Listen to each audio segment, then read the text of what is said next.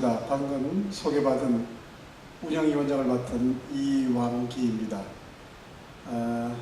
제가 오늘 말씀드릴 내용은 여러분들이 이미 공모전 취지에 대해서 다 보셨기 때문에 특별히 더 붙일 얘기는 없으리라고 생각합니다. 그러나 이 한옥이 그동안 우리에게 어떤 의미로 자리매김하고 있는지, 또 이 한옥을 우리는 어떻게 생각하고 있는지, 또 앞으로 한옥이 어떻게 갈 것인지, 이런 거에 대해서는 우리가 좀 더 깊이 생각해 봐야 되겠다 하는 그런 생각을 해봅니다. 한옥이 갖고 있는 어떤 여러 가지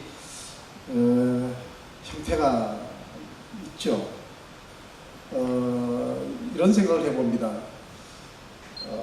현대적인 한옥이 아니라 현대적인 주택 내부를 전부 옛날 한옥식으로 한옥문도 달고 대청마루 깔고, 또 물론 부엌은 조금 개량을 해야 되겠지만 그렇게 해서 분위기를 한옥처럼 낸 그런 집이 하나 있고, 또 하나는 겉은 분명히 한옥인데 내부는 전부 현대적인 설비나 또 문양이나 또 그런 시설로 만들었다. 그랬을 때 어느 것이 더 한옥에 가까우냐?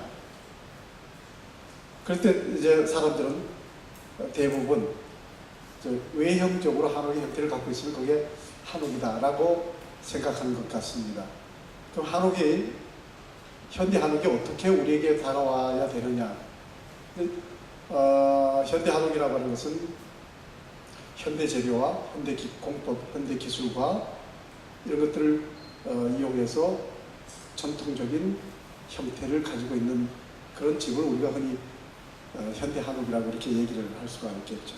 근데 저는 현대 한옥이 앞으로 어떻게 어디까지 발전할 것인가에 대해서는 장담할 수 없겠지만 무한한 가능성이 있다고 생각합니다. 전에 어떤 일본 사람하고 이야기할 기회가 있었는데, 만약에 일본집, 중국집, 또 한국집, 이 전통적인 집 중에서 어떤 집이 제일 그래도 살기가 좋겠느냐고 한번 물어본 적이 있어요. 그랬더니 그 일본 사람 대답이 한옥이 제일 좋은 것 같아, 그런 대답을 해요. 왜 그러냐고 그랬더니 일본 집은 너무 춥다는 거예요. 중국집은 짓기가 또 어둡고, 그래서 물론 이제 놔두라고 한 얘기인 것 같지만, 그 얘기를 들으면서 한옥이 그럼 어떤 가능성이 있지 않을까? 그래서 지금 끊임없이 지금 진화하라 그래야 될까요? 변화하라 그래야 될까요? 어떤 진화 과정을 이제 갖고 있는 것 같아요. 이제 그런 진화 과정에서 우리가 어떻게 한옥을 접근해야 될 것인가 하는 여러 가지 고민을 하게 됩니다. 그래서 저는 여러분들에게 이런 이야기를 좀 드리고 싶어요. 한옥을 아무리 현대적으로 살기 편하고 또 전통적인 형태를 잘 갖추고 있고 또 그런 집이 된다 하더라도, 그렇게 설계를 하고 그렇게 짓는다 하더라도 가장 기본적인 형태, 기본적인 생각은 우리가 끊임없이 가지고 가야 된다. 버릴 수 없는 어떤 형태가 됐든 어떤 이미지가 됐든 아니면 그것이 인식이 됐든 간에 기본적인 것은 우리가 늘 염두에 두고 있어야 된다. 한옥이 갖고 있는 가장 큰 장점이 우리는 뭐라고 생각합니까? 전통적인 한옥이라고 하면 자연 재료를 이용해서 친환경적으로 인체에 전혀 해를 주지 않고 인간과 닮은, 자연과 닮은, 인간과 자연과 건축이 하나 되는 그런 건축을 우리는 이야기를 합니다. 근데 한옥이 갖고 있는 장점이 그거죠. 인체에 전혀 해를 주지 않는다.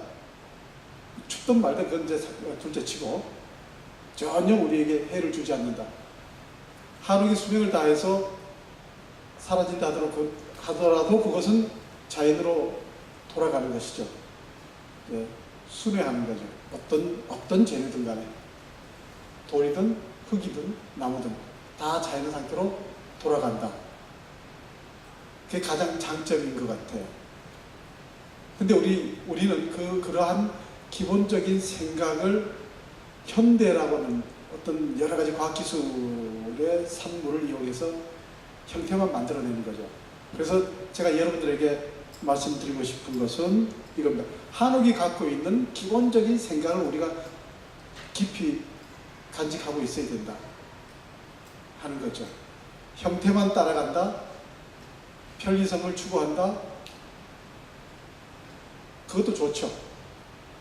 또 발달된 과학기술, 또 재료 생산, 공업 생산품 뭐 이런 것들을 이용해서 짓는다고 하지만 그 근저에 깔려있는 기본적인 생각은 건축이 곧 사람이고 사람이 곧 건축이고 자연이고 일체화가 되어 있다는 그런 생각이었던 것 같아요.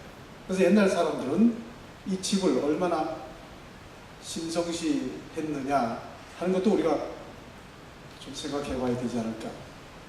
일본이나 중국 사람들이 갖고 있는 그런 그 건축 용어하고 우리하고 다릅니다. 우리는 집을 그냥 사람이 사는 그런 도구, 사람의 생활을 담는 도구라고 생각하지 않고 굉장히 신성시되는 그런 물건으로 봤습니다. 그래서 우리는 집을 어디에 올려놓죠? 기단이라고 하는 데다가 올려놓습니다. 그 기단이라고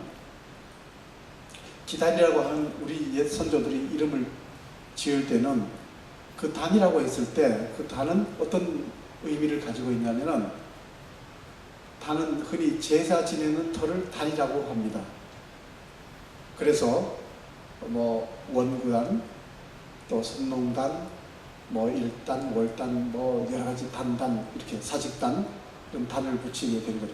제사 지내는 터를 단이라고 이야기를 합니다. 그 집을 그렇게 신성시했다는 거죠. 그 제사 지내는 터에다가 이제 건물을 올려놓는 그런 의미를 가지고 있습니다. 그 옛날 선조들은 이 집을 단순히 그냥 집이라고 생각하지 않고 뭘로 생각했냐면 그렇게 하늘에 제사 지내는 물건 또는 장소 그런 아주 중요한 의미를 주는과 동시에 그 집을 여러분들 가만히 생각해 보세요.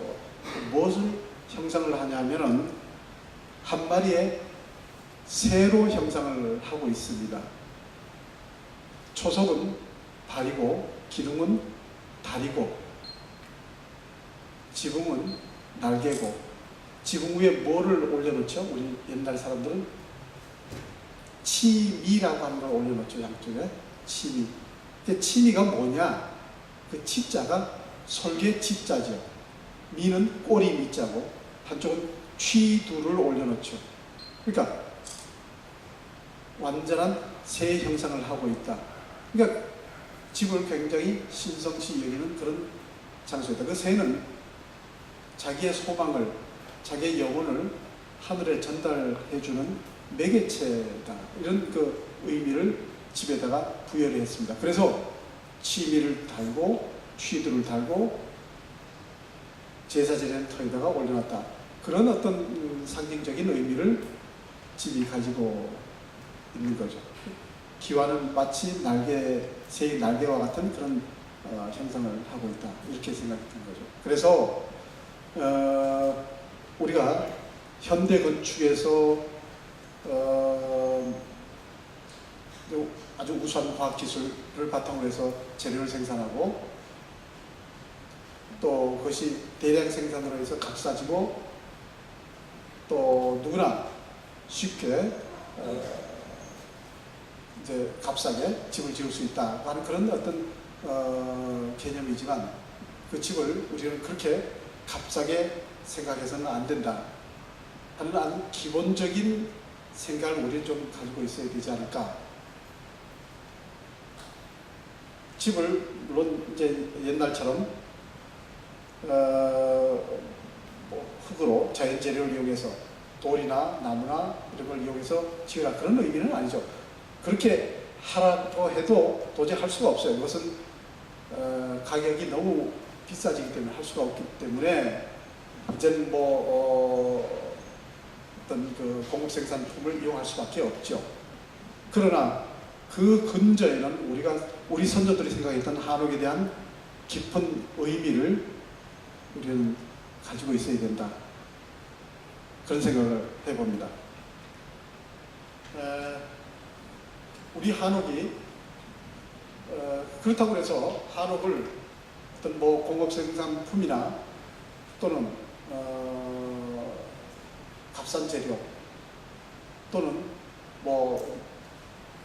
고금의 물질을 유발하는 그런 재료 이런 것들을 이용해서 만들자 그런 얘기는 아니고 기본적으로 한옥이 갖고 있는 우리가 양보할 수 없는 이미지는 우리가 표현을 해야 되겠죠. 그리고 그것이 갖고 있는 기본적인 생각을 우리가 표현을 해줘야 되겠죠. 한옥이 갖고 있는 가장 큰 의미는 아까 말씀드렸듯이 자연재료를 이용해서 인체에 전혀 해를 주지 않는다.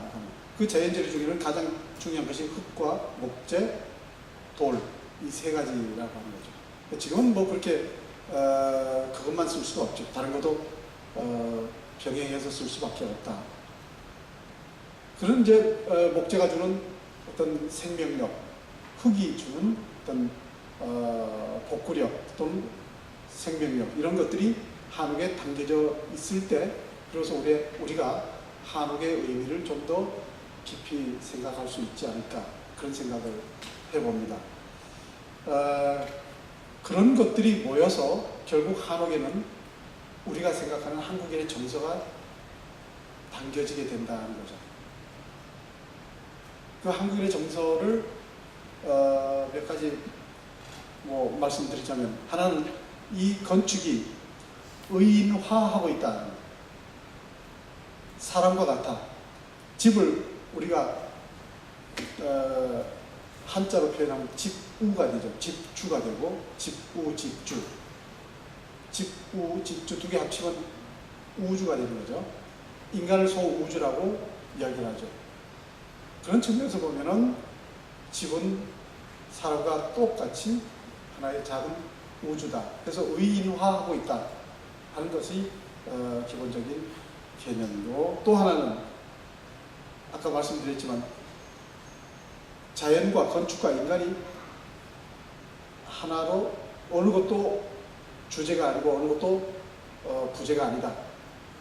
자연도 주제가 될 수 있고 건축도 주제가 될 수 있고 인간도 주제가 될 수 있고 또 그것이 서로 상호 보완 작용을 하면서 주제와 부제가 동시에 일체화가 된다. 그러니까 자연과 건축과 인간이 하나로 어우러지는 그런 개념을 우리 선조들은 가지고 있었다 하는 것들을 좀 기억을 해줬으면 좋겠습니다.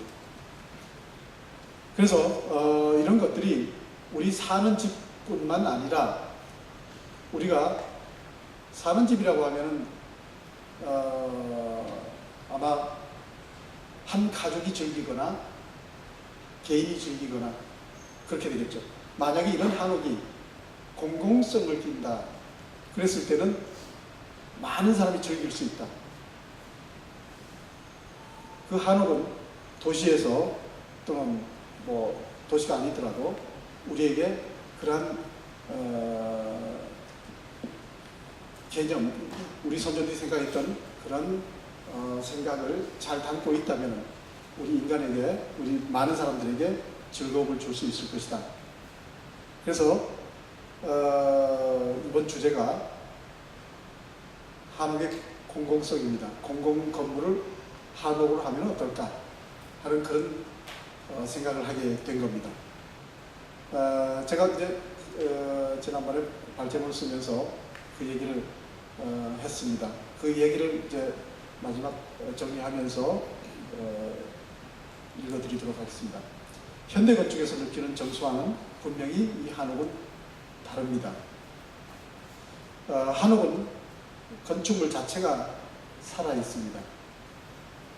그 살아있다고 느끼는 것에는 나무라고 하는 것이 있죠. 나무는 태어나서 자라서 생명을 다하고 다시 또 자연으로 돌아가고 다시 이렇게 순환하는, 그렇기 때문에 인간과 같아 그런 생각을 하게 되죠.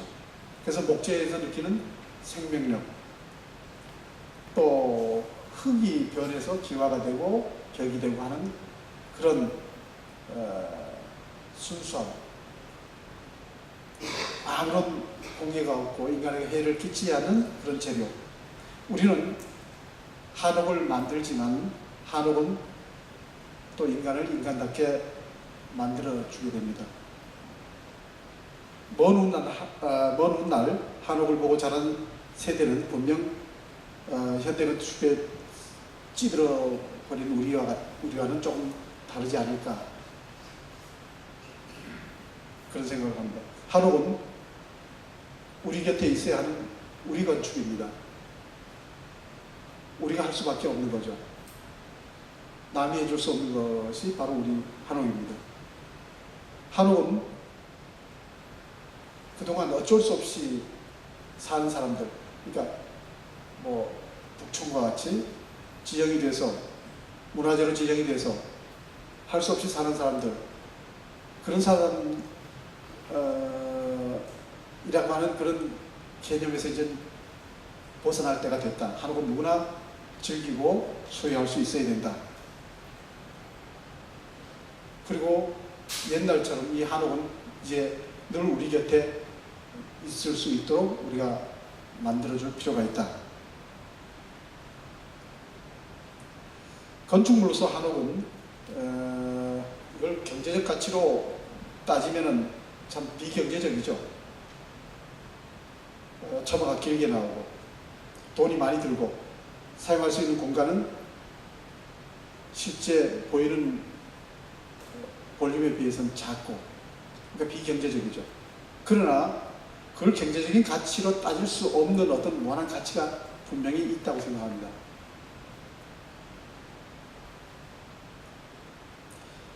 한옥이 우리에게 주는 문화적 가치, 정서적 가치, 그것은 아마 경제적인 수치로 따질 수 없는 또 다른 무엇이라고 생각합니다. 한옥이 우리 곁에 있어야 되는 이유는 저는 바로 여기에 있다고 생각합니다.